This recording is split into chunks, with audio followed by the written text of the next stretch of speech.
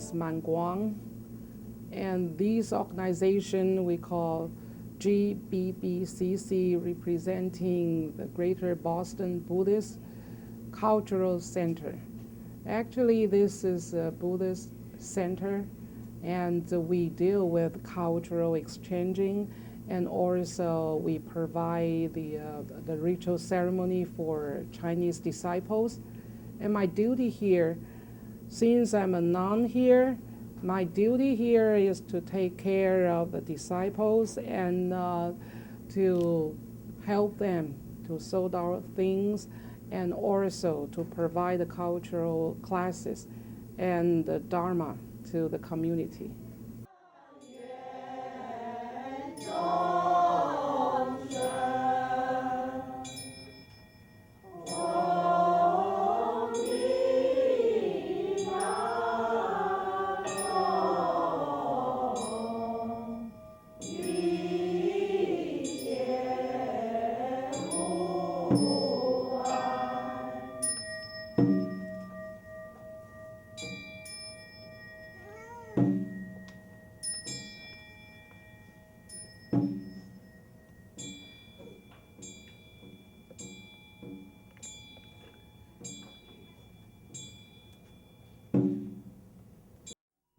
We have Buddha, who is the guide or the leader, or we call Shakyamuni Buddha as the teacher for all of us.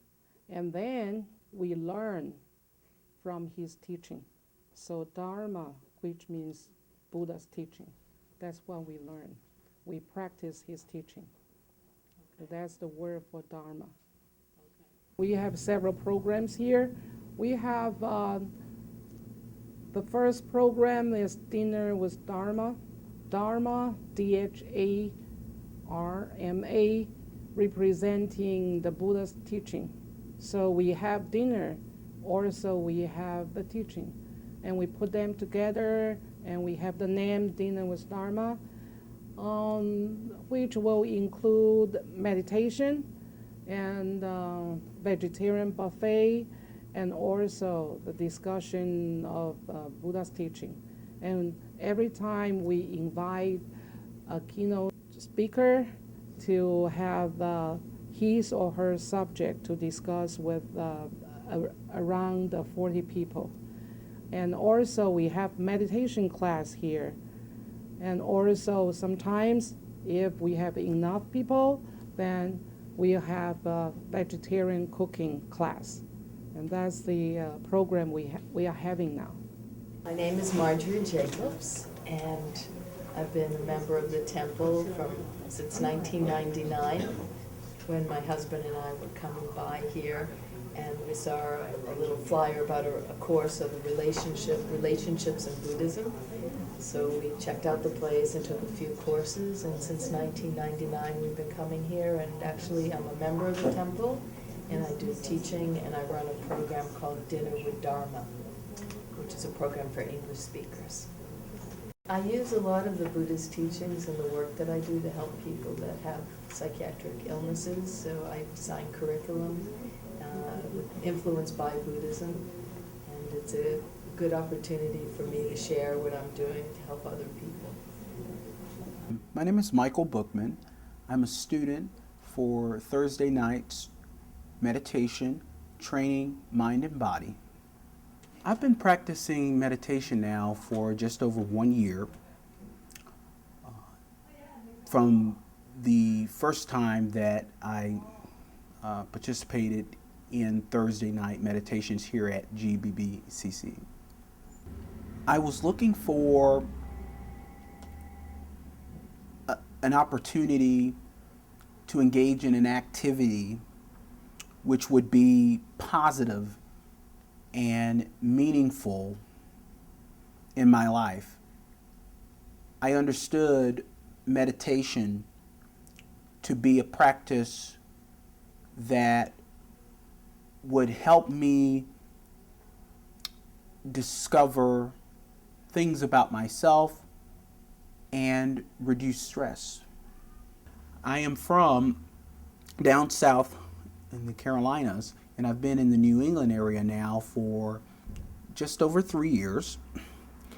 And what I have shared with many people is the contrast between my experience being from down south, smaller city, smaller environment, to Boston, the Boston area, much bigger city, more people, more stresses, hustle and bustle. In my experience, I found it to be stressful just existing here in Boston, not factoring in any activity, whether it be work or whatever the case might be. Just standing here in Boston is stressful. So it was important to me to determine, how can I bring things down? How can I center myself and focus on those things that are important in my life? Buddhism comes from the word Buddha. Buddha is an ancient Indian language. Buddha, that means the enlightened person, and which means not only one person can become a Buddha, everyone in this world, by means of the correct practicing, everyone can be a Buddha. So that's the Buddhism mean. Each one help others, and everybody can attain enlightenment. So that's Buddhism. This is a small place, but still we need multifunctional use. That's why we have the meditation hall, which is the main hall, and also we have a small bookstore, and also we have a section for a tea house. And the main hall we use as the place for our ceremony, which will be always on Sunday morning. And also we use it as a meditation room.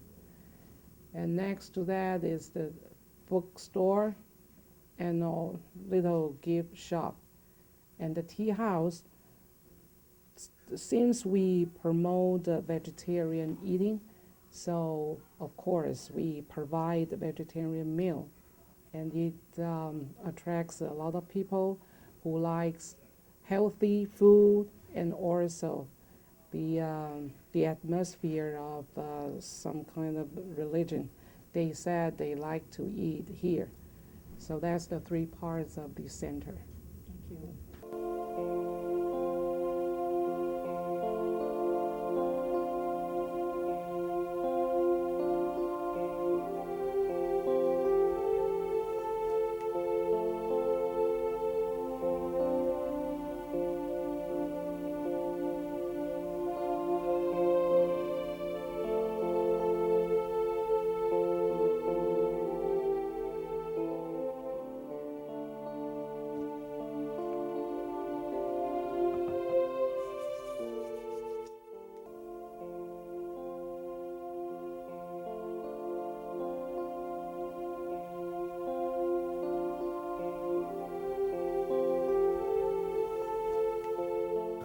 China, we always have these three Buddhas in our main hall or main shrine.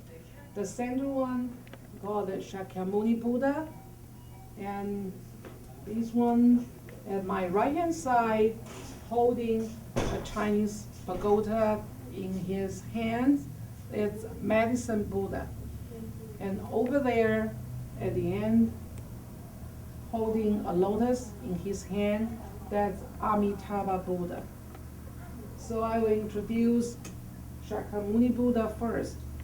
Each Buddha, since we say everyone can attain the Buddhahood, can be a wise man, can be enlightened, so in this earth, in this world, our teacher or our guide is Shakyamuni Buddha, and he had vows to help all the sentient beings to be enlightened. So we put him in the center. And as regarding the medicine Buddha over here, he especially had a great compassion to the people who are unhealthy or have mentally ill. So he has 12 vows regarding about healing to those people. That's what we call the medicine Buddha. And over there holding the lotus, we call Amitabha Buddha. Amitabha Buddha, his pure land is full of lotus. Since his pure land with the lotus and his world, after we died, we can ask to ascend or to be received by the Amitabha Buddha to be born in his pure land. In his pure land, there is a lot of people who attain enlightenment. So that's the pure land. No suffering at all, just like the heaven. So that's the three most important Buddhas for Chinese Buddhism. In India, we have so many colors of the lotus. So in Tibetan tradition, they have the green Tara, which is born in the green lotus. But generally, lotus means purity, because the lotus emerge from the mud, and it bloom, and the fragrance can pervade in every corner.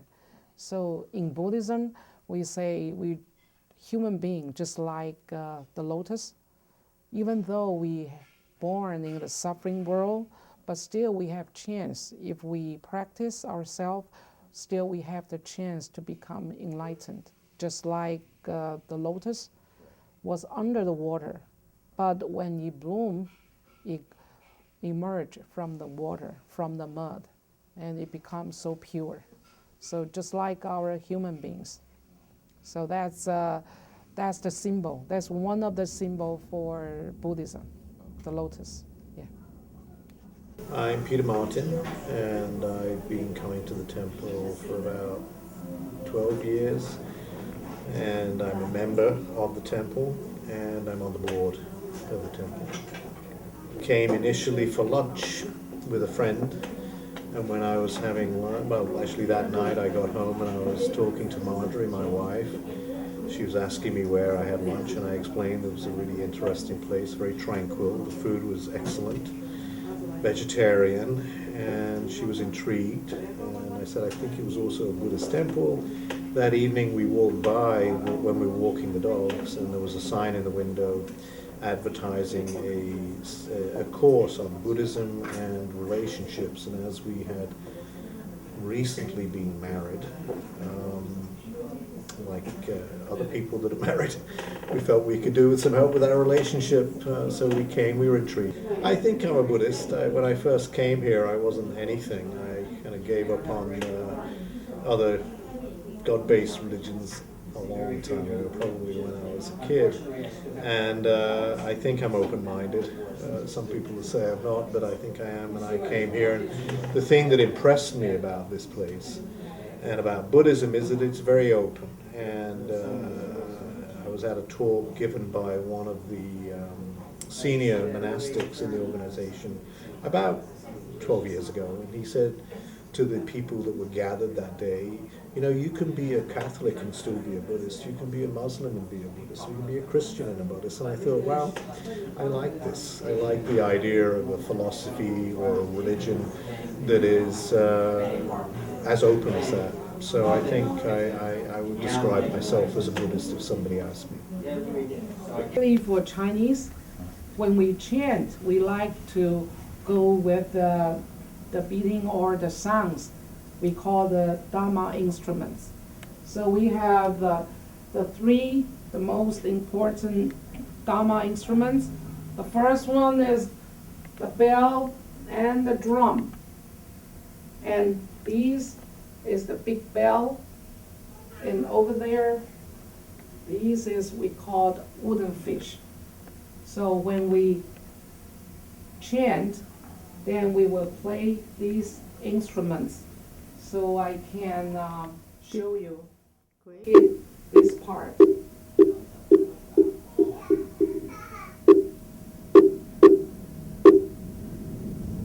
The wooden fish symbolize diligence because fish has no eyelid at all. So when they sleep, they don't close their eyes. So in Buddhism, wooden fish symbolize diligence, symbolize paying more effort to practice. So when we chant like Namo Ban Shi Shi Jia Mo Ni Fo, Namo Ban Shi Shi Jia Mo Ni Fo, Namo Ban Shi Shi Jia Mo Ni Fo.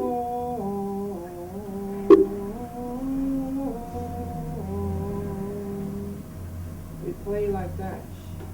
And at the beginning, when we have the assembly together here, when it's time for beginning, then we will strike the big bell 3 times. So we need 2 people. One is to strike the big bell and the other strike the wooden fish. So at the beginning, we have this 3 times.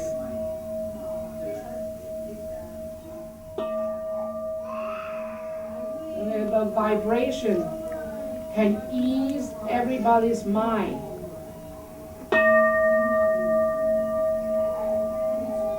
And we become quiet and we are ready to go with the wooden fish to chant.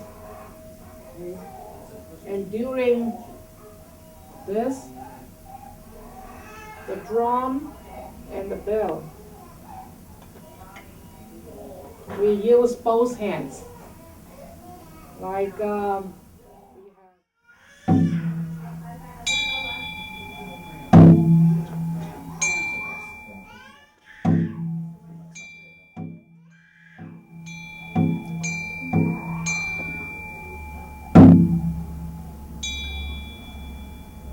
that's the way of playing that. So these are the very important Dharma instruments when we have the big assembly and we want to chant together. And there is a beginning, there is the chanting part, and also there is the ending part. So that's the way we go. Okay. Well, my name is Bernard Ross, and I've been a member for exactly 10 years. I think this month is when I first came here 10 years ago.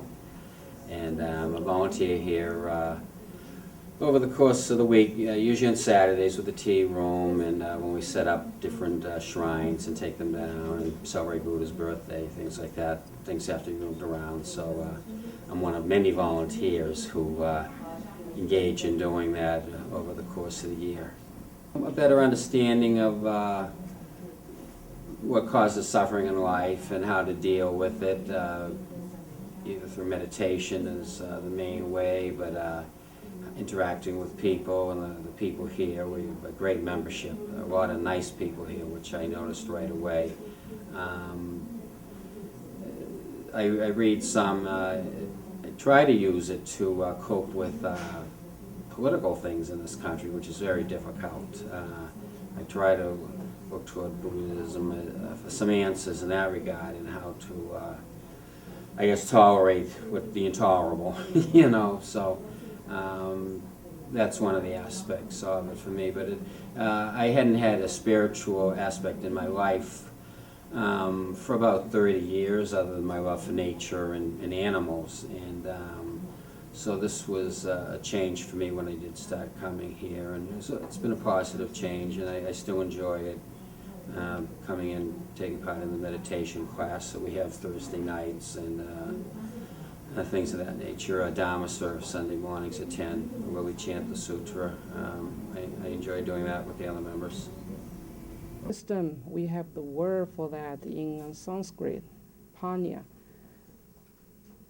In Buddhism, we don't say if you have knowledge, if you attend or get a doctor degree, that doesn't mean you have the full wisdom.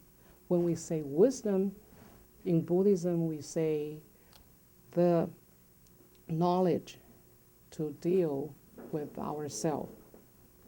That's Buddhist wisdom.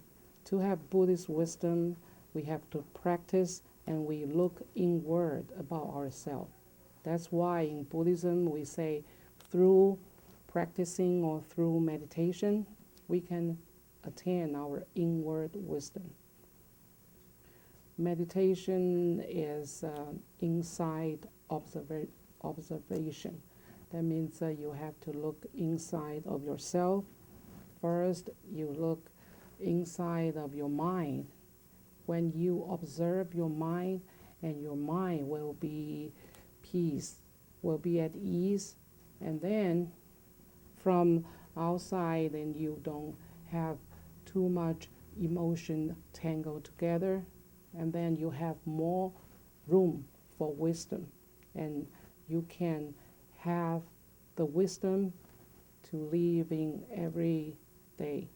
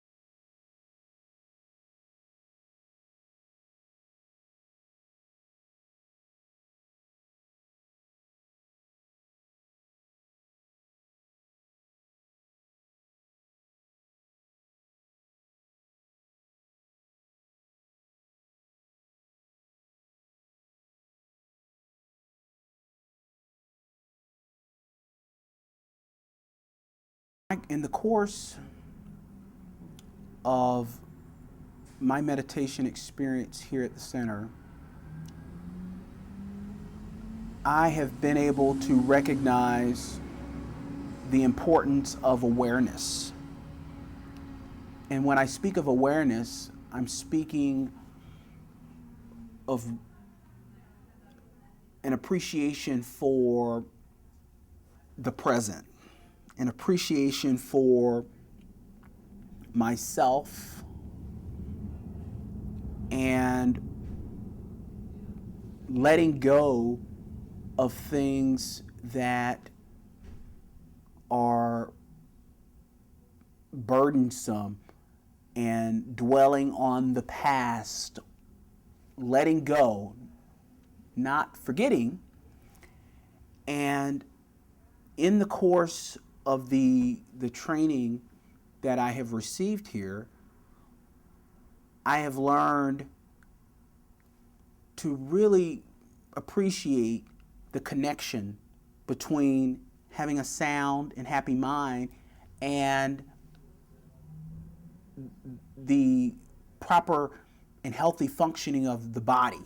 So indeed, having a happy and sound mind means having a happy and sound body, and vice versa. This has helped me better adjust in my daily living and reduce stress in my life, which has been a very important challenge, and I would say a primary goal for me. And therefore, this is my personal experience and what I have found to be rewarding in being a student here.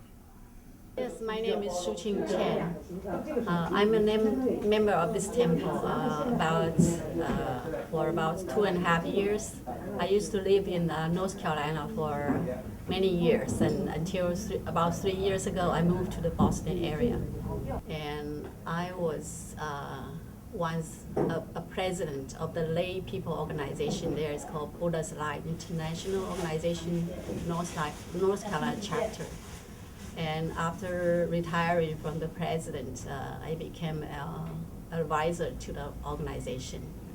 And after I moved to Boston, I'm still an advisor to that organization here in the Boston chapter of the BOIA.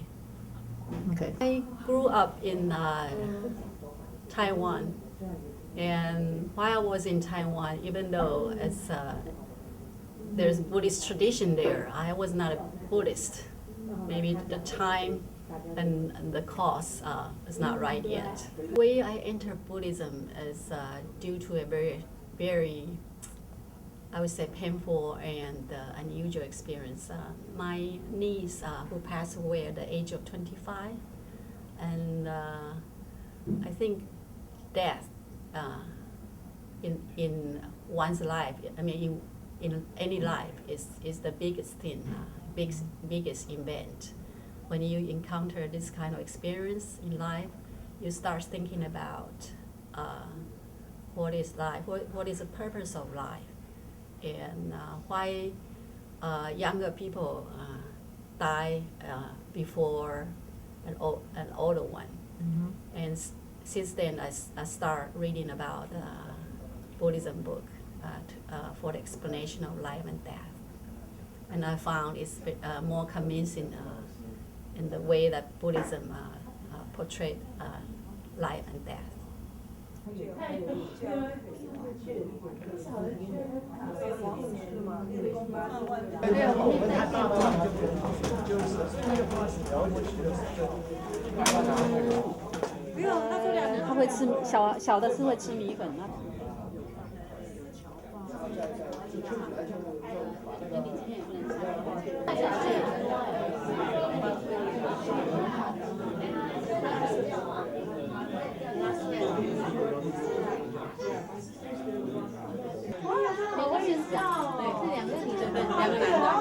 I think like everybody, my life has its ups and downs, and I think that what I realized is when I initially became involved in the temple and practicing meditation, it helped me through a couple of difficult periods in life. I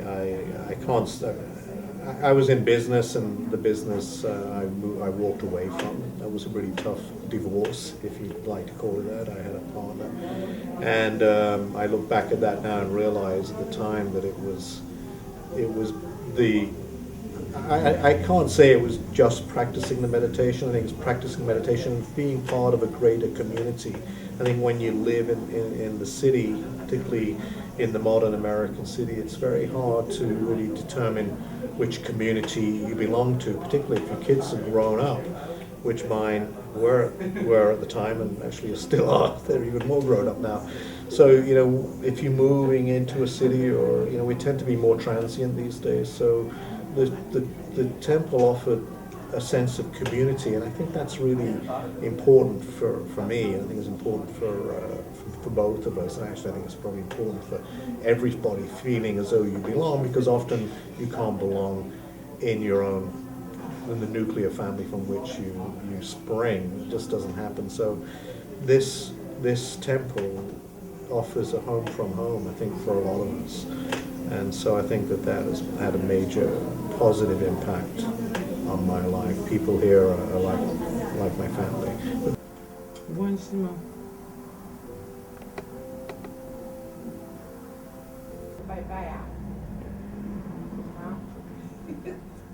来，我们这里在这里拜拜啊！不是这样子的，故意的。来，这个很棒。好，起来，对。他四肢不行。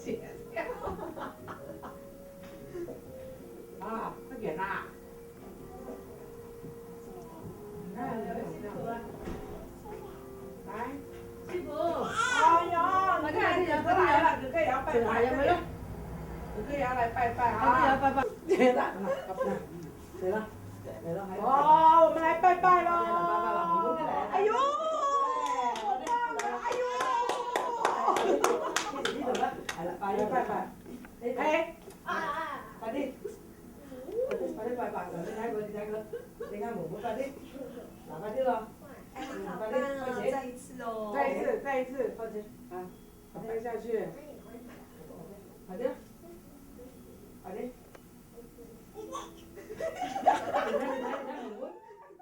他好像 export 的樣子。